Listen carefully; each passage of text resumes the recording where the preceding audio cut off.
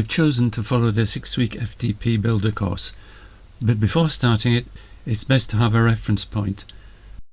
But first, I rode for 20 minutes with a robo-pacer in order to warm up my home trainer before performing calibration. Time to calibrate. Calibration succeeded. Very similar roll down time. Good.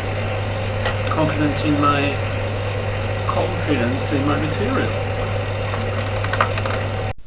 So I followed the FTP ramp test.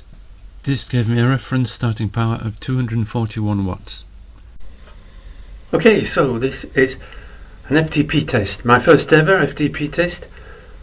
Basically because I've never had a power meter on a bike, and so with Zwift and the inbuilt power meter on this Saris Hammer H3, time to do an FTP test. Let's go.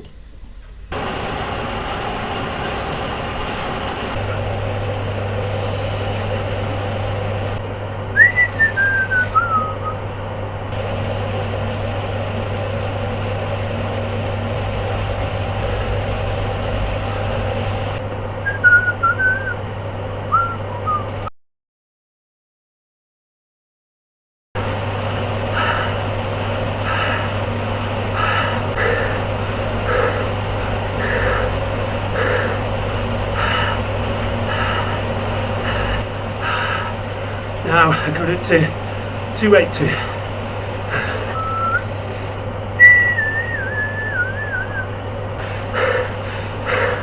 Here we go, hitting the wall.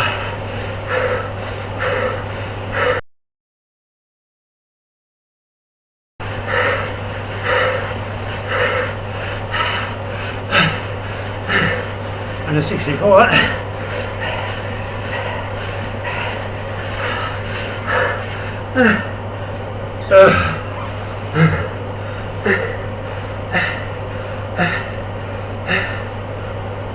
I'm toast.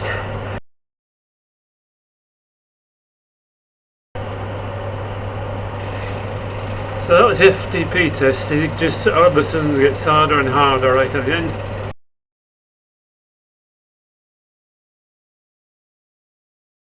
It's a 6-week course based on boosting your functional threshold power. Each week consists of foundation stages followed by specific training steps. Week 1 you've got a foundation followed by a strength exercise, and then another foundation followed by a tempo exercise. It's the same pattern for the 6 weeks, focusing on different attributes: strength, tempo, threshold development. A few questions and answers. The key figures are the power that you'll be putting out, or rather that's the resistance that the system will give to you through your home trainer, the cadence, and the type of effort and the duration. But mostly you'll be concentrating on the cadence. There are 1 or 2 points during these training sessions that need a little bit of clarity, and I'll be explaining those as we get to them. The stars. You're awarded a star when you've successfully completed an interval. Now that can be completing the warm-up, or a sprint, or a 10-second effort, a 2-minute effort, whatever the intervals are in that particular session. If you achieve the required cadence or power, for most of a session you get a full star. If you don't quite achieve it but you get most of the session correct, you get half a star. And if you fail completely, you get 0 stars. Now what does that mean? Okay, so a star is basically you get full XPs for that interval, and the XPs awarded or attributed are 6 XPs per minute. So in a 10-minute warm-up you get 60 XPs. In a 1-minute effort you get 6 XPs. In a 10-second sprint you get 1 XP. Now obviously if you only get half a star for a 10-second sprint, then you're not going to get half an XP. It's rounded up to 1 XP. Pedaling and going up steep hills. If you're doing a low power, high cadence effort and Zwift has got you on a course that's going up a steep hill, then your avatar will hardly be moving. You'll be pedaling, you'll have the resistance, but you won't be going forward very fast. It's one of those frustrating things. It's just the scenery. Ignore it. Concentrate on the figures, the power, the cadence that you're supposed to produce.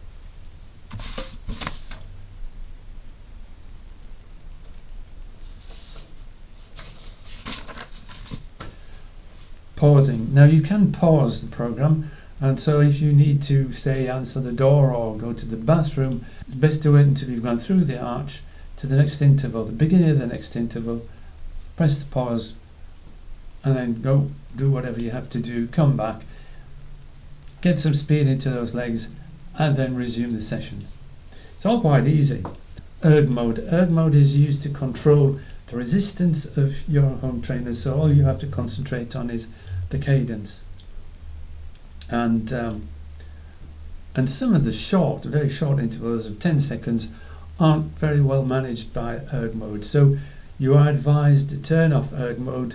There's a button for that in the companion app, or the down key on your keyboard.